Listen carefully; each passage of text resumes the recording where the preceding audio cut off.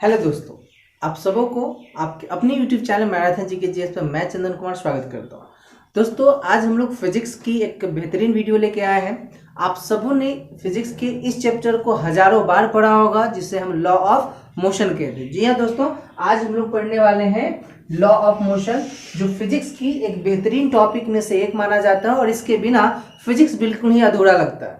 आपने बहुत बार पढ़ा होगा, इस वीडियो को देखिए, आपको बहुत ही अलग चीज दिखाई देगा और मैं यकीन और दावे के साथ कहता हूं कि इससे बेहतर समझ और इससे बेहतर कॉन्सेप्ट आपको और कहीं नहीं मिला होगा। तो दोस्तों, हमारे साथ जरूर बने रहे अंत तक और जानिए लॉ ऑफ मोशन की वो सारी बेहतरीन बातें जो आपके एग्जामिनेशन में पूछे जाने वाली है, विथ ट्रिक और एकदम विस्तार से एक्सप्लेनेशन के साथ। चलिए शुरू करते हैं। चलिए तो देखते हैं गति के नियम की कहानी, लॉ ऑफ मोशन। अगर हम बात करें लॉ ऑफ मोशन की, तो सबसे पहले दोस्तों को ये पता होना चाहिए कि लॉ ऑफ मोशन दिया किसने था।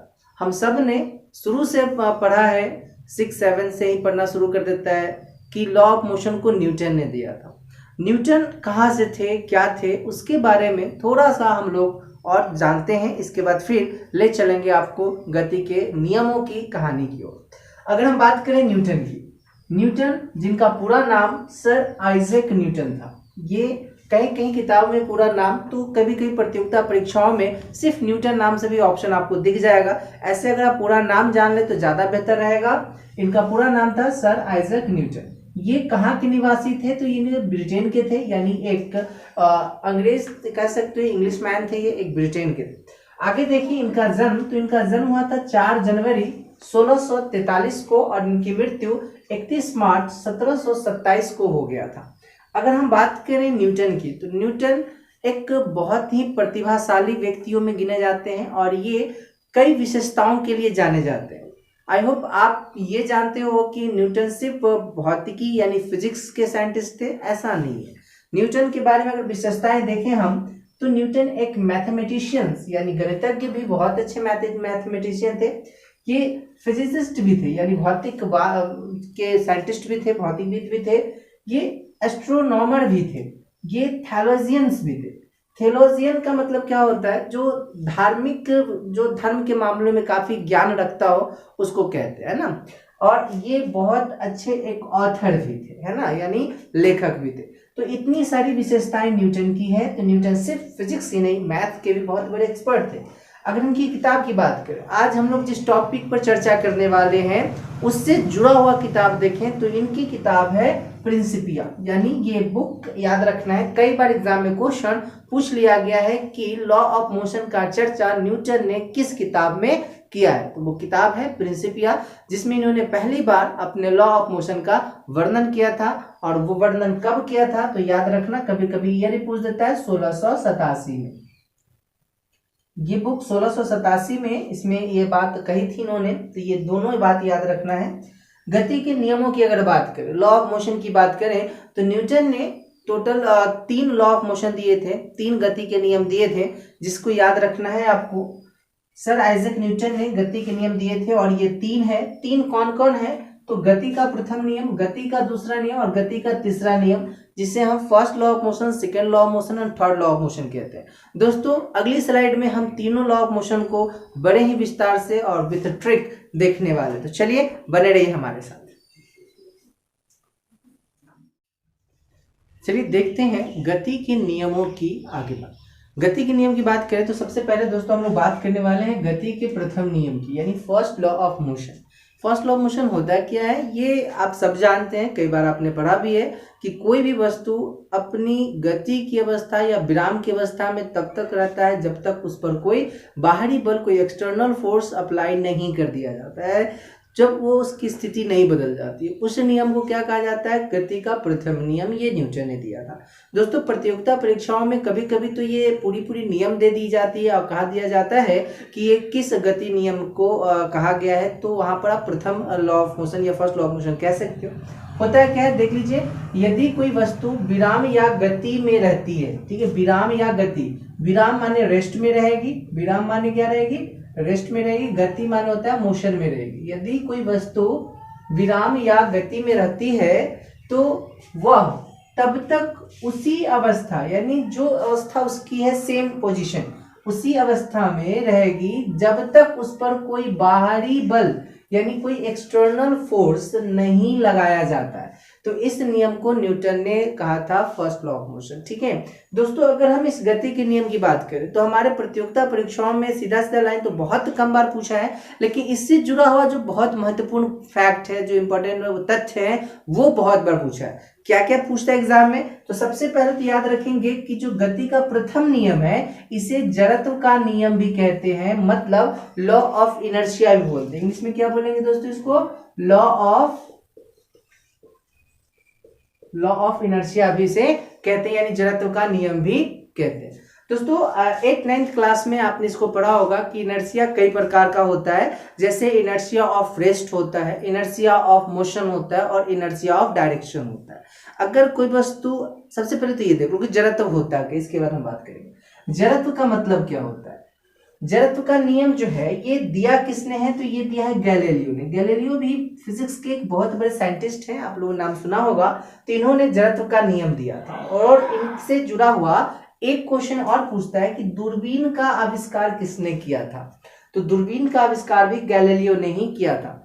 एक बार एसएससी के एग्जाम में क्वेश्चन पूछा था कि दूर की वस्तु को देखने के लिए किस यंत्र का प्रयोग किया जाता है, तो उसका भी जवाब होगा दूरबीन। अच्छा दोस्तों एक बात और बताओ, जो दूरबीन होता है इसमें किस प्रकार का लेंस प्रयोग किया जाता है। इसमें जो लेंस होता है, तो लेंस कौन सा होता है, तो ये लेंस होता है दोस्तों उत्तल लेंस होता है। कौन सा लेंस होता है, उत्तल।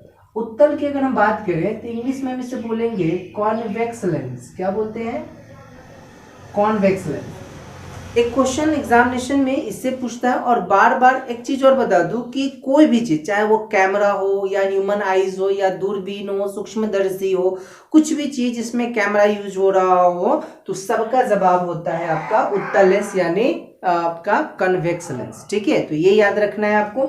अब चलो कि जड़त्व होता है क्या है, इसको देखो। किसी भी वस्तु की जो प्रारंभिक अवस्था होती है, जो इनिशियल स्टेज होता है, उसी को हम क्या बोलते हैं, इनर्शिया यानी जड़त्व बोलते हैं। जैसे अगर ये बोर्ड है, तो ये बोर्ड अपनी इसी अवस्था में है, इसी को हम लोग प्रारंभिक अवस्था या इनिशियल स्टेज कहते हैं। ये बोर्ड अपनी जगह से तब तक नहीं हिल सकता है जब तक हम इस पर कोई एक्सटर्नल फोर्स नहीं लगा देते। समझ में आ गई। जैसे सपोज करो कि ये मार्कर है, ये मार्कर अपनी इसी अवस्था में तब तक रहेगी जब तक इस पर हम कोई बल नहीं लगा देते हैं। जैसे हमने इस पर कोई फोर्स लगाया, ये अपनी पोजीशन को चेंज कर लेता है, तो इसकी जो प्रारंभिक अवस्था है उसी को हम इनर्शिया बोलते हैं। कोई भी ऑब्जेक्ट अपनी प्रारंभिक अवस्था में ही रहना चाहती है, ये बात गैलीलियो ने बताई थी। ठीक है, तो इसी को हम लोग लॉ ऑफ इनर्शिया कहते हैं। न्यूटन इसमें क्या जोड़ दिया कि ये वस्तु उसी अवस्था में तब तक रहेगी जब तक इस पर कोई एक्सटर्नल फोर्स नहीं लगाया जाता। तो एक तरह से जड़त्व ही फर्स्ट लॉ ऑफ मोशन है। अगर हम बात करें इस नियम से जुड़ा हुआ कुछ और महत्वपूर्ण बातों को, तो इस गति नियम से बल की परिभाषा भी मिलती है। बिल्कुल दोस्तों, ये बीवीए बना लीजिए, आपके एग्जाम में बहुत बार क्वेश्चन पूछ लिया गया है कि बल की परिभाषा न्यूटन के किस गति नियम से मिलता है। तो ये मिलता है न्यूटन के प्रथम गति नियम से। बल की परिभाषा होती क्या है, तो आपने बचपन में पढ़ा होगा कि push and pull is called force होता है, यानी धक्का या खिंचाव बल कहलाता है। लेकिन उसमें थोड़ा ये कहीं कहीं पर गलत साबित होता है। जैसे अगर हम इस बोर्ड को हम पुश करें तो ये पुश नहीं हो रहा है, तो क्या ये बल होगा क्या? तो इसके लिए जो डेफिनेशन आपको याद रखना है वो ये कि बल वह बाह्य कारक है, यानी एक्सटर्नल फैक्टर है, जिससे किसी वस्तु के आकार स्थान को बदला जा सकता हो या बदलने की कोशिश की जाती है। ठीक है, चेष्टा करते हैं हम लोग उसकी आकृति बदल जाए, उसका जो है स्थान बदल जाए, तो वो एक्सटर्नल फैक्टर हमारा फोर्स कहलाता है। यही बात न्यूटन ने अपने गति के प्रथम नियम में समझाया था। इसलिए हम कहते हैं कि बल की परिभाषा न्यूटन के प्रथम गति नियम से मिलती है। अच्छा, एक चीज और बता दीजिए, बल की अगर बात करें तो बल का यूनिट क्या होता है। अगर हम इसकी यूनिट की बात करें, एसआई यूनिट की बात करें, कौन सी यूनिट, एसआई यूनिट, तो ये होता है आपका न्यूटन। याद रखना है क्या होता है, न्यूटन। ये भी कई बार एग्जाम में क्वेश्चन के रूप में पूछ लिया गया है कि बल का एसआई यूनिट क्या होता है, तो वो न्यूटन होता है। दोस्तों अगर हम फर्स्ट लॉ ऑफ मोशन की बात करें तो इसके उदाहरणों से क्वेश्चन एग्जाम में खूब पूछ लिए जाते हैं। उदाहरण को याद करने का एक छोटा सा ट्रिक याद रखिएगा, ठीक है, क्योंकि उदाहरण तो सैकड़ों है, हजारों है, कितना याद कीजिएगा। तो अगर आप कॉन्सेप्ट समझ लेते हैं तो आपको अच्छे से किसी भी उदाहरण को अगर एग्जाम में पूछ लिया जाए तो आप उसे अच्छे से बना लेंगे। क्या उदाहरण पकड़ना है, तो एग्जाम्पल्स के लिए आपको एक ट्रिक याद रखना है। क्या याद रखना है, और ट्रिक में एक वर्ड याद रखना है, अचानक। क्या याद रखना है, अचानक। अगर क्वेश्चन लॉ ऑफ मोशन से संबंधित है और उसके एग्जाम्पल में अचानक शब्द आ गया हो तो आप आंख बंद करके आंसर टिक कर सकते हैं फर्स्ट लॉ ऑफ मोशन। क्या होता है, जैसे क्वेश्चन आएगा कि गाड़ी के अचानक चलने से यात्री का पीछे झुक जाना, गाड़ी के अचानक रुकने से यात्री का आगे झुक जाना, ठीक है, या कंबल को हाथ से पकड़कर डंडा से पीटने पर उसके धूलकण का झड़ जाना, अचानक से गिर जाना। तो इस तरह के हर उदाहरण में आपको ये कॉमन वर्ड दिखाई देगा, अचानक, ठीक है।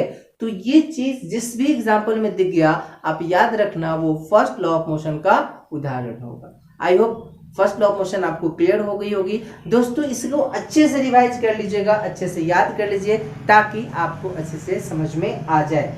एक चीज और बता दूं कि आप वीडियो को पूरा देखिए, स्किप नहीं कीजिएगा, क्योंकि ये बहुत ही महत्वपूर्ण टॉपिक है और बहुत ही इंपॉर्टेंट बातें हम लोग जानने वाले हैं आगे। तो चलिए, अगर आप स्क्रीनशॉट लेना चाहें तो ले लीजिए। मिलते हैं नेक्स्ट स्लाइड में।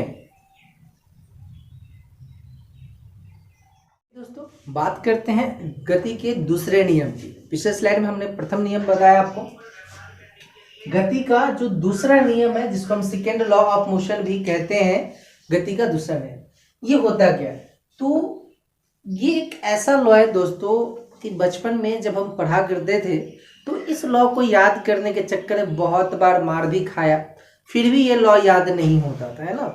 बचपन की कुछ बहुत सारी ऐसी बातें हैं, बहुत सारी ऐसी कहानियां हैं जो आप लोगों क्या सबको वो याद करने थोड़ा सा परेशानी होता था। फर्स्ट एंड थर्ड जो लॉ ऑफ मोशन है वो तो सबको याद होता है, बट दूसरा वाला हमेशा फंसता था, हमेशा दिक्कतें आती थी। क्या था वो दूसरा, आज से वो दिक्कत खत्म हो जाएगी, ध्यान से हमारे साथ बने रहिए। चलिए, दूसरा लॉ क्या कहता है, किसी वस्तु के संवेग परिवर्तन की दर उस वस्तु पर आरोपित बल के समानुपाती होता है। संवेग परिवर्तन का दर जो है उस पे जो बल हम लगाएंगे वो समानुपाती होता है। इस चीज को समझने के लिए सबसे पहले हमें ये समझ लेना होगा कि आखिर संवेग क्या होता है। दोस्तों संवेग को इंग्लिश में मोमेंटम कहते हैं। व्हाट इज मोमेंटम, तो किसी वस्तु के मास यानी द्रव्यमान और वेलोसिटी यानी वेग के गुणनफल को हम संवेग कहते हैं, ठीक है। यानी अगर आप इसकी डिफिनेशन देखें तो द्रव्यमान तथा वेग के गुणनफल को संवेग कहते हैं। संवेग को P से दर्शाया जाता है, यानी P से डिनोट करते हैं, और संवेग का जो फॉर्मूला होता है E बराबर mv, m माने द्रव्यमान और v माने वेलोसिटी यानी वेग होता है। अगर हम इसकी SI यूनिट की बात करें तो kg इंटू मीटर पर सेकेंड इसका SI यूनिट होता है। संवेग आई होप समझ में आ गया होगा। संवेग क्या होता है, तो किसी वस्तु का द्रव्यमान और उसके वेग के गुणनफल को हम संवेग कहते हैं। क्लियर। अब चलिए, इसमें वही बात कहा जा रहा है कि संवेग परिवर्तन की दर जो होते हैं उस पर वस्तु पर आरोपित बल के समानुपाती। समानुपाती क्या होता है कि सेम अनुपात में जितना आप फोर्स लगाइएगा वो वस्तु उतनी ही स्पीड में आगे या पीछे जाएगी। यही कहानी था।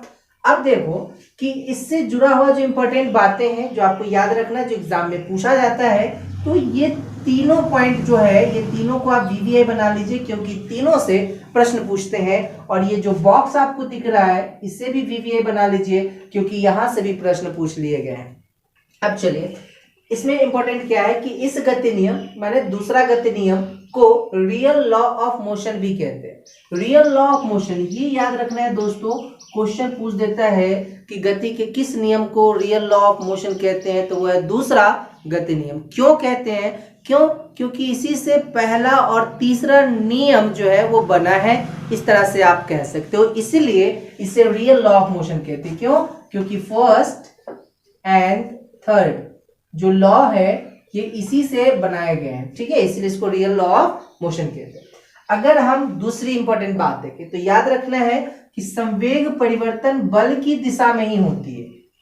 मतलब मान लो कि ये आपका मार्कर है, इसमें कुछ ना कुछ मास है, अगर इसमें फोर्स लगाते इधर की ओर तो ये उतनी ही दूर जाएगा जितना हम फोर्स लगाते हैं, और उसी डायरेक्शन में जाएगा जिस डायरेक्शन में हम बल आरोपित कर रहे होते हैं। तो याद रखना है, इसमें क्वेश्चन पूछ देता है कि किसी वस्तु पर बल आरोपित करने से जो संवेग परिवर्तन होगा वो किस दिशा में होगा। ऑप्शन दे देगा बल की विपरीत दिशा में, बल की दिशा में, या परिवर्तन नहीं होगा। तो इस तरह के ऑप्शन आपको मिलते हैं, याद रखना हमेशा बल की दिशा में।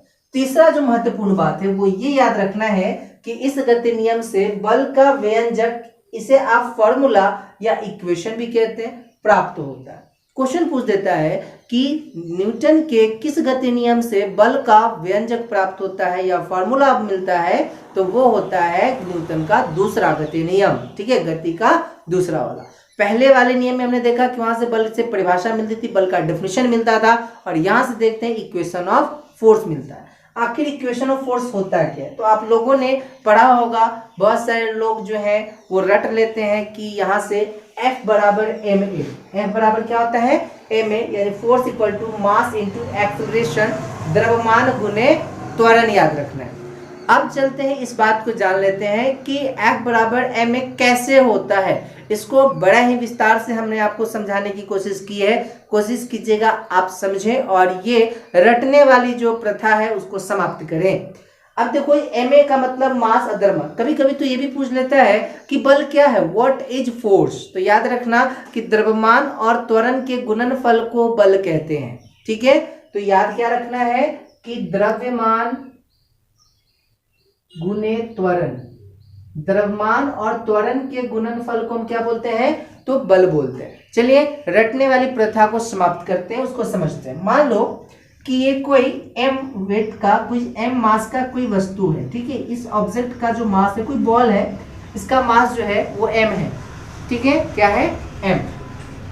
अगर हम इस पर कुछ फोर्स लगाते हैं, क्या करते हैं, अगर हम इस पर कुछ फोर्स लगाते हैं, ठीक, फोर्स क्या लग रहा है, F फोर्स लग रहा है, और इसकी जो वेग है वो u था, इनिशियल जो वेलोसिटी कहते हैं, प्रारंभिक वेग जो है वो हमने माना u, और जब इसमें हमने फोर्स लगाया तो इसमें त्वरण उत्पन्न हो गया। क्या उत्पन्न हो गया दोस्तों, त्वरण, जिसे हमने a से डिनोट किया। ठीक, और ये वस्तु चलना शुरू करती है। जब चलना शुरू की तो एक निश्चित समय में, एक t टाइम में ये कुछ दूरी तय कर लेती है। तो मास तो चेंज नहीं हो रहा है, द्रव्यमान तो वही है, लेकिन वेलोसिटी बदल गई। यहाँ पर जो इनिशियल वेलोसिटी u था, अब हमने यहाँ का इस वाले अवस्था की वेलोसिटी देखी तो वो v हो गई, यानी फाइनल वेलोसिटी जो हो गई वो क्या हो गई, इसकी v हो गई।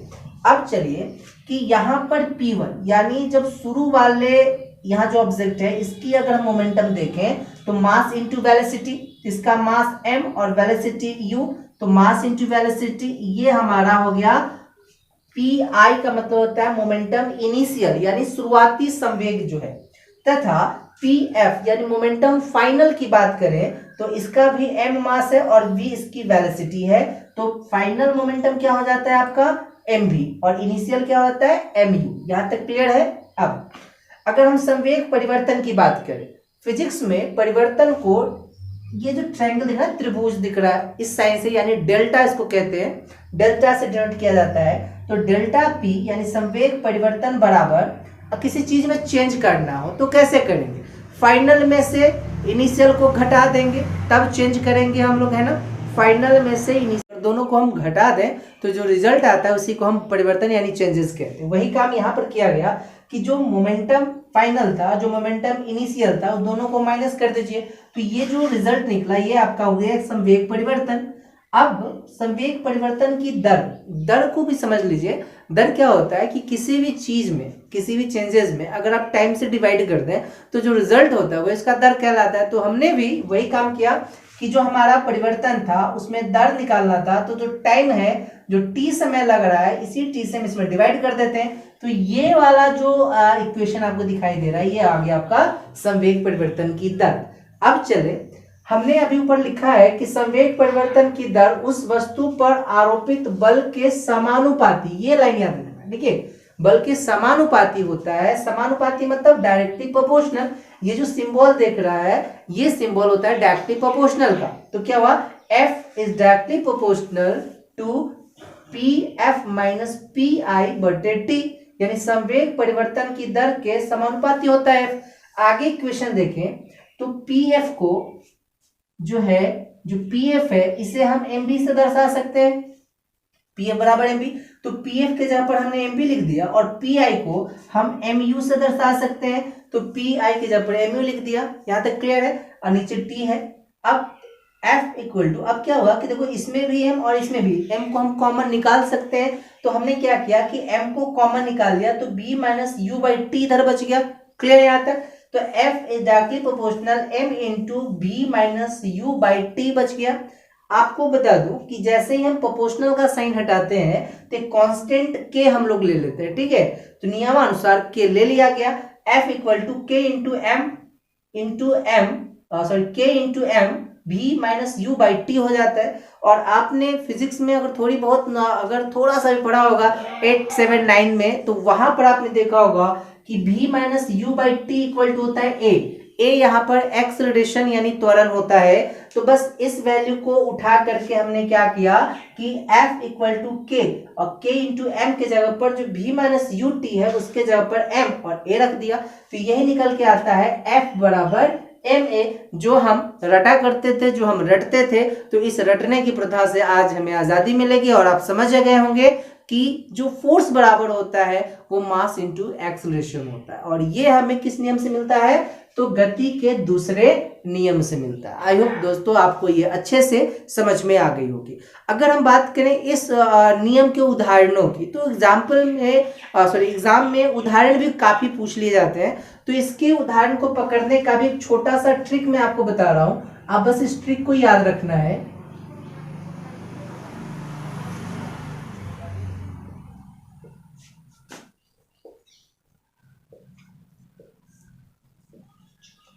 ठीक है, दो बातें याद रखनी, क्या, आगे पीछे और ऊपर नीचे, ये दो ऐसी बातें हैं जो एग्जाम में जब भी आप बैठोगे तो जैसे ही आपको इक्वेशन मतलब आपको गति से संबंधित कोई उदाहरण मिले, option first second third law हो, तो अगर किसी उदाहरण में आगे पीछे या ऊपर नीचे ये दो वर्ड मिले या इस तरह का कोई सेंस डेवलप हो रहा हो, तो वो सारा उदाहरण जो होगा वो सेकेंड लॉ ऑफ मोशन को होगा। आप कहोगे कैसे, तो एक बड़ा ही जग जाहिर उदाहरण जो कई बार एग्जाम में पूछ लिया गया कि क्रिकेट खिलाड़ी अगर गेंद को कैच करते हैं तो कैच करते समय हाथों को पीछे खींच लेते हैं।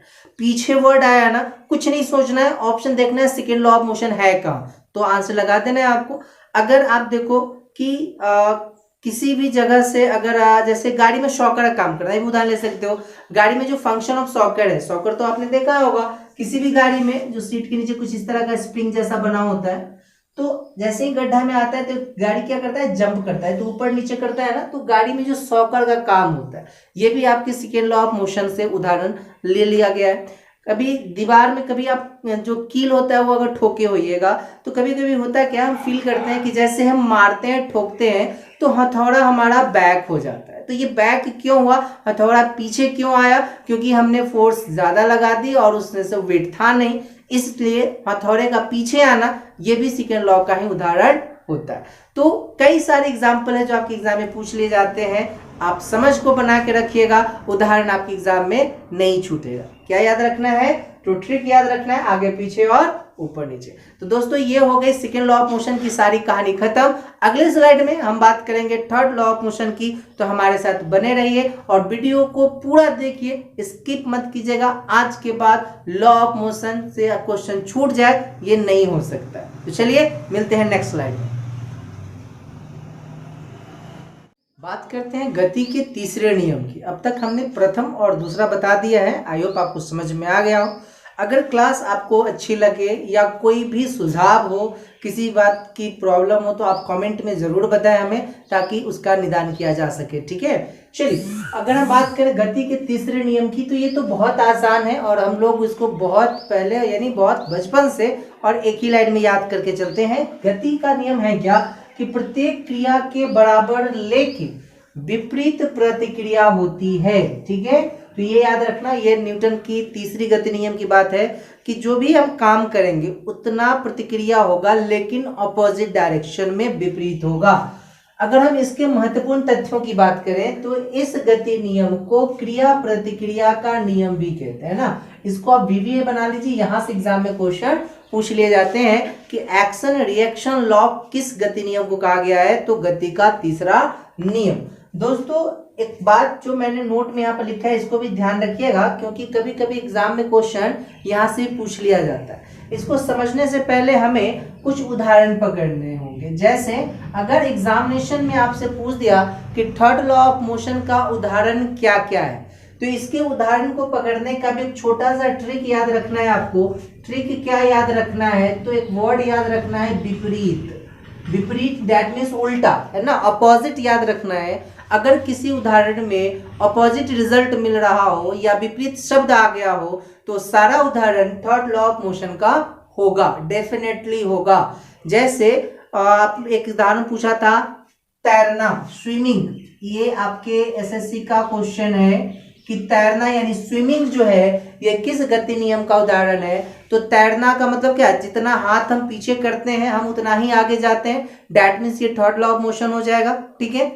कुएं से पानी निकालना ना, बाल्टी से अगर पानी निकालते हैं, अगर रस्सी टूट जाए, ठीक है, तो क्रिया आगे लेकिन प्रतिक्रिया पीछे, आदमी पीछे गिर जाता है।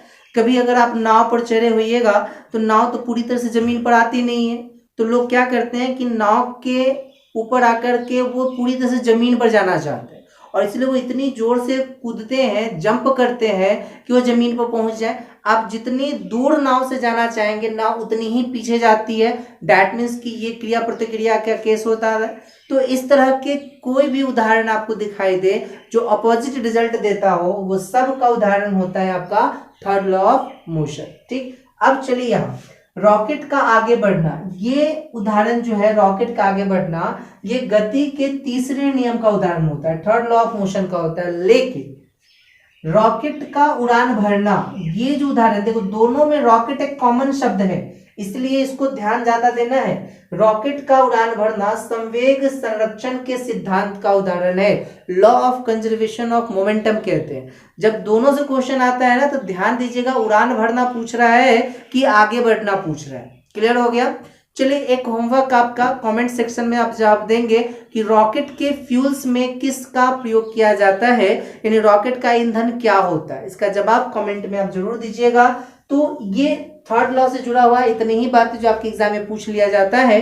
ज्यादातर एग्जाम्पल ध्यान में रखिएगा, जैसे गोली, अगर बंदूक से गोली छूटता है या गोली चलता है तो पीछे की ओर झटका लगना, ये भी थर्ड लॉ का उदाहरण होता है। तो जितना अपोजिट वाला होगा सब थर्ड लॉ। तो इस वीडियो में हमने बात की न्यूटन के तमाम 3 गति नियमों की, जो बहुत महत्वपूर्ण था और एग्जाम में क्वेश्चन 100% रहता है। तो वीडियो को पूरा देख लीजिएगा और अच्छे से याद कर लीजिए। ठीक है। अगर आपको ये वीडियो अच्छी लगी हो तो चैनल को सब्सक्राइब जरूर कीजिए, लाइक और शेयर अपने दोस्तों के बीच इसे जरूर फैलाएं ताकि उन्हें भी इसका फायदा पहुंच पाए। चलिए मिलते हैं फिजिक्स के एक और बेहतरीन टॉपिक के साथ नेक्स्ट क्लास में। थैंक यू, धन्यवाद।